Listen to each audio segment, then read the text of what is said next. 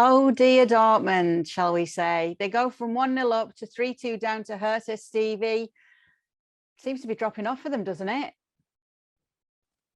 Yeah, but I honestly can't say I'm surprised. The problem Dortmund have had since the season kicked off is that defensively, you really don't know what you're going to get. And again, today they lose 3 goals because they're not in sync. As good as they are going forward at times, which you will be, having Haaland, Marco Reus, Malen, Brandt. I mean, they've no question they got quality going forward, but you can't always just hope to outscore everybody you play against. It doesn't work that way, and eventually it catches up with you. And what we've seen over the last 3 or 4 weeks is that defensive unit causing them problems, and it's catching up with them.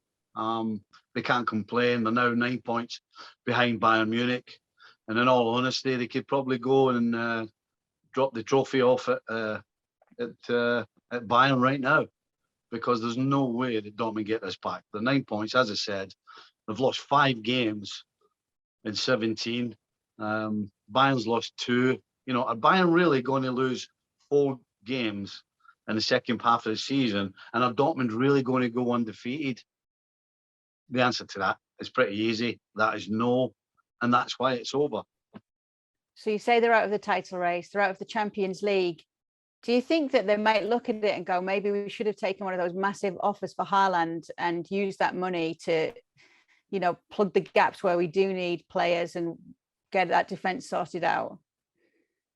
Well, I think they might be now. Listen, they're probably going to look at it on a positive spin and say, well, having Haaland will guarantee us Champions League football next year, which brings you money. And of course, they're going to get 76 million, I think, is his buyout clause. So they probably earn another 60 or 70 from just qualifying for the Champions League. So as far as a financial point of view, then I don't think it's really hurt them keeping Haaland, because they will finish in the top 4. It's definitely, that's the target for them. So now when they get that money, and I'm sure they have other money available, they need to go and shore up defensively. As I said, you can't continually keep giving goals away and think that you're going to win by scoring 3 goals pretty much every time you step on the field. So, yeah, I think they did the right thing in keeping him. I think they will get top 4, which is why they kept him. They want to guarantee Champions League football for next season. But now they have to seriously think about, the one thing they do well is go and get young players. But I'll tell you what, they haven't gone and got a young centre-back or a young defender for a long, long time. So maybe they need to shift a little bit of the focus on that as well. What about him then, just to end? Does he have to go at the end of this season? Yes, absolutely. Yeah, I don't think it's done him any harm staying for another season. But I'm sure he's going to... Listen, I think now, I always thought that this season would be a test of his temperament, because for somebody who's so good to be not winning trophies and not being top of the league and not being the best, because he thinks he's the best and he wants to be the best, I always figured that eventually he would get frustrated. But I would imagine now his psyche probably has changed.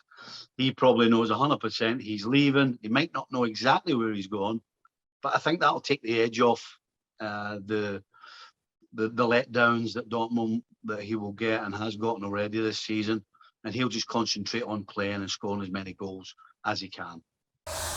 Thanks so much for watching ESPN on YouTube, and for more sports highlights and analysis, be sure to download the ESPN app, and for premium content and live streaming, subscribe to ESPN Plus.